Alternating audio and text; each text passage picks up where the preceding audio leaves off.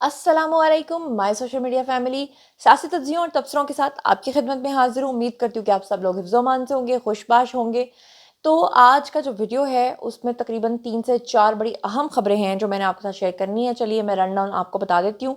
आज मैंने एक बहुत बड़ी खुशखबरी आपके साथ शेयर करनी है और वो मैं व्लॉग में ही आपको बताऊँगी।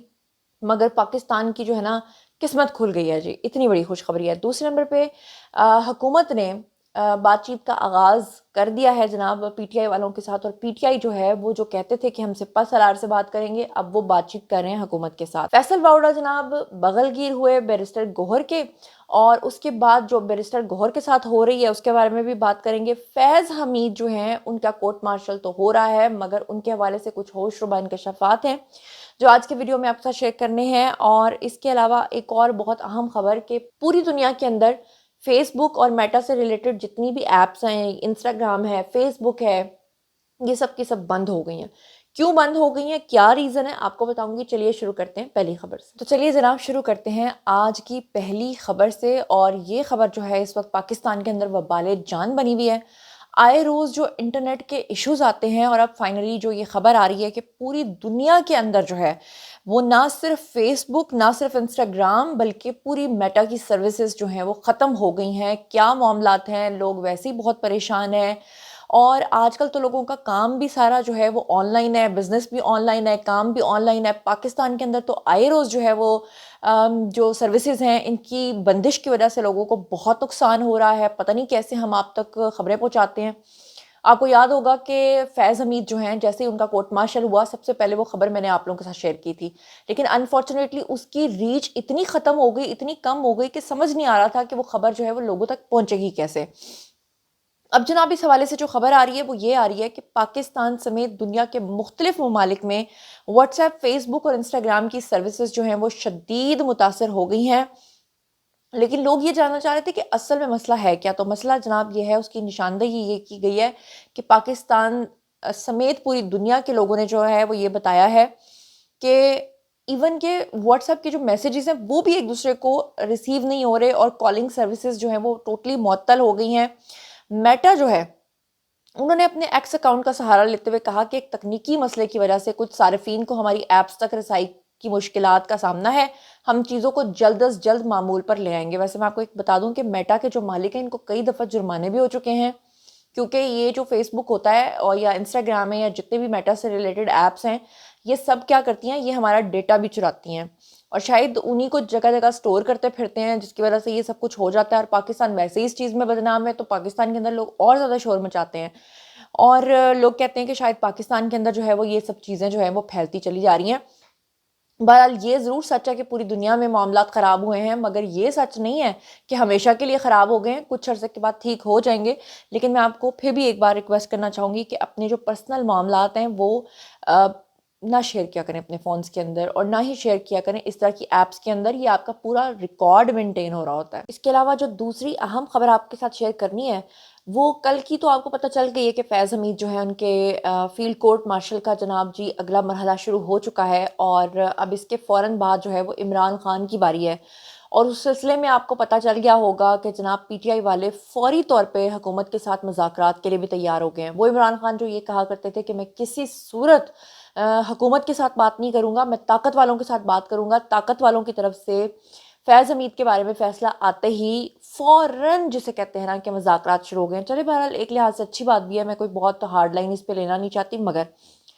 एक खबर जो आज आपके साथ शेयर करना बहुत ज़रूरी थी, जो रह गई थी, वो ये थी कि फैज़ हमीद जो है, ये तो सबको पता है कि उनका जो कच्चा चिट्ठा है वो सारा पीटीआई के साथ मिलता-जुलता है। पीटीआई के साथ उनका गठजोड़ था, उनके रहनुमाओं के साथ उनकी बातचीत थी। मगर बहुत सारे लोग ये जानना चाहते थे कि फैज़ हमीद जो हैं दरअसल कितने सियासी रहनुमाओं के साथ राब्ते में थे, और जो अभी तक का फिगर आ रहा है वो तकरीबन 50 प्लस लोग आ रहे हैं। और वो जो 50 प्लस लोग थे उनका ताल्लुक किस किस जमात के साथ था, क्या वो सिर्फ पीटीआई के लोग थे या दूसरी जमातों के लोग भी थे। अच्छा जी, अब इस बारे में आपको बता दूं कि सीनियर सहाफ़ी हैं जी अंसार अब्बासी, उन्होंने ये दावा किया है कि डीजी आईएसआई जो हैं लेफ्टिनेंट जनरल रिटायर्ड फैज़ हमीद, उनके 50 से ज़ायद सियासतदानों के साथ राब्ते थे, जिनमें से बेशतर जो हैं उनका ताल्लुक जो था वो तहरीक इंसाफ से ही था। बाकी भी कुछ पार्टियों के लोग शामिल थे, लेकिन ज़्यादा जो थे वो तहरीक इंसाफ के थे। انصار عباسی کی جو رپورٹ ہے اس کے اکارڈنگلی انہوں نے کہا ہے کہ پارٹی کے جیل میں قید بانی P T I Imran Khan کے ساتھ فیض حمید کے بالواسطہ یا بلا واسطہ روابط کی تحقیقات بھی ابھی تک جاری ہیں۔ آپ کو یاد ہوگا میں نے آپ کو ایک خبر دی تھی جس میں میں نے آپ کو بتایا تھا کہ ایک نوکیا 3310 کا جو فون ہے وہ عمران خان کو جیل کے اندر پہنچایا ہوا تھا فیض حمید صاحب نے مبینہ طور پہ۔ دراصل میرا خیال ہے کہ اسی کی تحقیقات جاری ہیں کیونکہ خان صاحب جیل کے اندر سے بھی لوگوں کے ساتھ، مختلف شخصیات کے ساتھ انکلوڈنگ فیض حمید کے ساتھ جو ہے وہ رابطے میں تھے۔ آپ کو بتا دوں آرمی ایکٹ کے تحت جو ہے وہ جنرل فیض کو ریٹائرمنٹ کی جو تاریخ ہے وہاں سے لے کر یعنی جس دن وہ ریٹائر ہوئے تھے ان کو 5 سال تک خاموش رہنا تھا اور کسی قسم کی کسی سیاسی سرگرمی میں ان کو حصہ نہیں لینا تھا، لیکن وہ لگاتار یہ رولز کو توڑتے آ رہے تھے۔ اور آپ کو یہ بھی بتا دوں کہ اچانک سے فیض حمید کو گرفتار نہیں کیا گیا بلکہ اس سے پہلے کئی مرتبہ ان کو الٹیمیٹمز دیے گئے، ان کو سمجھایا گیا فوج کی طرف سے، ہمارے جو موجودہ سربراہ ہیں ان کی طرف سے کہ آپ باز آ جائیے، آپ جو ہے وہ ان چیزوں سے تجاوز کر رہے ہیں اپنے حقوق اور فرائض جو بھی ہیں آپ کے، لیکن وہ باز نہیں آئے۔ اور پھر اس کے بعد فائنلی جو ہے وہ ان کو سیاسی سرگرمیوں میں شامل ہونے کی وجہ سے جو ہے وہ گرفتار کیا گیا۔ لیکن 2023 میں آرمی ایکٹ جو ہے اس میں ایک ترمیم ہوئی تھی جس کے تحت پہلے 2 سال کا رول ہوتا تھا کہ کوئی بھی فوجی جو ہے وہ ریٹائر ہونے کے بعد 2 سال تک جو ہے وہ سیاسی سرگرمیوں میں حصہ نہیں لے سکتا، لیکن فیض حمید جو ہے 2023 آرمی ایکٹ کے بعد ترمیم کے بعد جو ہے وہ 5 سال کا عرصہ ہو گیا تھا لیکن وہ باز نہیں آ رہے تھے۔ حالانکہ فیض حمید کے جو ہے وہ گرفتار ہونے کے بعد جو عمران خان ہے انہوں نے ان سے اظہار لا تعلقی کر دیا تھا کہ جی ہمارا ان سے کوئی رابطہ یا کوئی واسطہ نہیں ہے، لیکن حقیقت یہ ہے کہ خان صاحب بہت زیادہ گھبرائے ہوئے ہیں کیونکہ خان صاحب کو پتہ ہے کہ جو کچھ اس وقت فیض حمید کے ساتھ ہونے جا رہا ہے اس سے کئی گنا زیادہ خان صاحب کے ساتھ ہوگا، اور خان صاحب کو یہ بھی پتہ ہے کہ فیض حمید نے کیا کیا چیزیں اب تک اداروں کو ایز پروف جو ہے وہ دے دی ہوں گی، اور اگر نہیں بھی دی ہوں گی تو وہ آلریڈی پروف تھیں تبھی ان کو گرفتار کیا گیا۔ اچھا جی، اب ہم بات کر لیتے ہیں جی کہ جیسے کہ میں نے ذکر کیا کہ حکومت جو ہے وہ اب بات چیت کے لیے بھی تیار ہو گئی ہے، کیونکہ حکومت شروع سے کہہ رہی تھی کہ جی ہم بات چیت کے لیے تیار ہیں، لیکن اب جو پی ٹی آئی والے ہیں وہ کہتے تھے ہم مر بھی جائیں گے تو کبھی حکومت کے ساتھ بات نہیں کریں گے، ہم بات کریں گے صرف سپہ سالار کے ساتھ۔ اب سپہ سالار نے تو منہ نہیں لگایا اور آرمی چیف اپنی بات کے اوپر قائم رہے ہیں۔ پچھلے دنوں ابھی 2 دن پہلے کی بات ہے، میرا ایڈیٹر بھی مجھے پوچھ رہا تھا کہ پی ٹی آئی کے جتنے بھی گروپس ہیں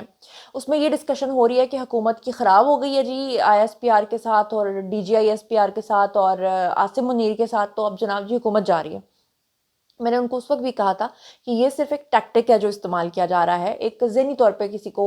قابو کرنے کے لیے، لیکن اب وہی بات ہوئی کہ جناب اب حکومت کے ساتھ بات چیت کے لیے پی ٹی آئی پوری طرح سے تیار ہو گئی ہے۔ بیرسٹر گوہر کی ایک ملاقات ہوئی ہے، ایک ویڈیو بہت زیادہ وائرل ہو رہا ہے فیصل واؤڈا کے ساتھ۔ فیصل واؤڈا کس طرح کی زبان استعمال کرتے ہیں، کس طرح کی باتیں کرتے ہیں وہ تو آپ کے سامنے ہے۔ ابھی ریسنٹلی فیصل واؤڈا کا ایک بڑا اہم بیان آیا جس میں انہوں نے کہا کہ بشرا بی بی جو ہیں وہ عمران خان کے لیے نقصان دہ ہیں اور اگر عمران خان کو بچنا ہے تو ان کو بشرا بی بی کو طلاق دینی پڑے گی۔ بہرحال اس سٹیٹمنٹ کو میں سپورٹ نہیں کرتی،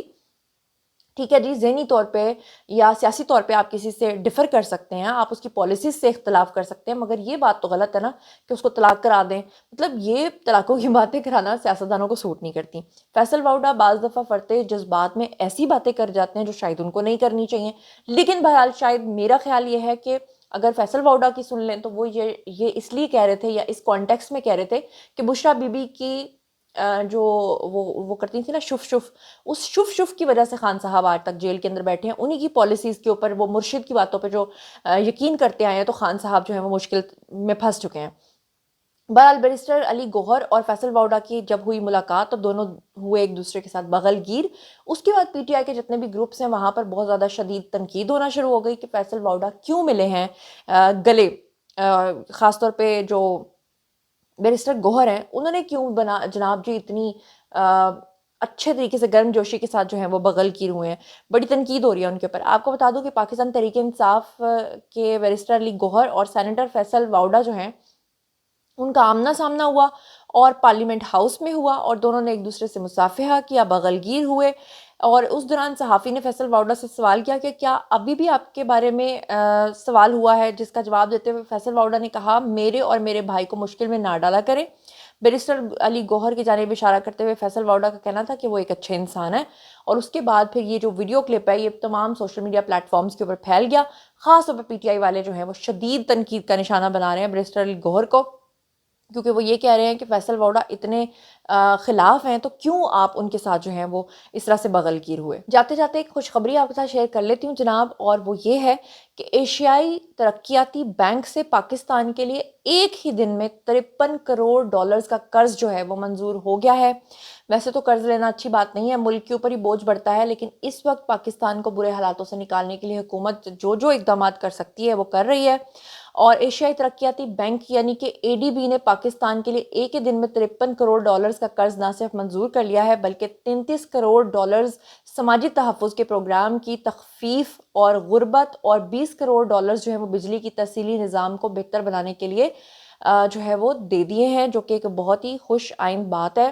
اور آنے والے دنوں میں آپ دیکھیں گے کہ بجلی کا جو نظام ہے پاکستان کے اندر وہ بالکل ٹوٹلی اپ گریڈ ہونے جا رہا ہے۔ اس کے بارے میں اگر آپ لوگ زیادہ تفصیلات چاہتے ہیں تو میں اس پہ الگ سے ایک ویڈیو بنا دوں گی، ضرور کامنٹ سیکشن میں لکھیے گا۔ اور مزید خبریں، ولاگز، انٹرویوز اور سیاسی تجزیے جاننے کے لیے میرے ساتھ کنیکٹڈ رہنا ہرگز مت بھولیے گا۔ چینل کو سبسکرائب کر لیجیے گا۔ اپنا بہت خیال رکھیے گا۔ اللہ نگہبان۔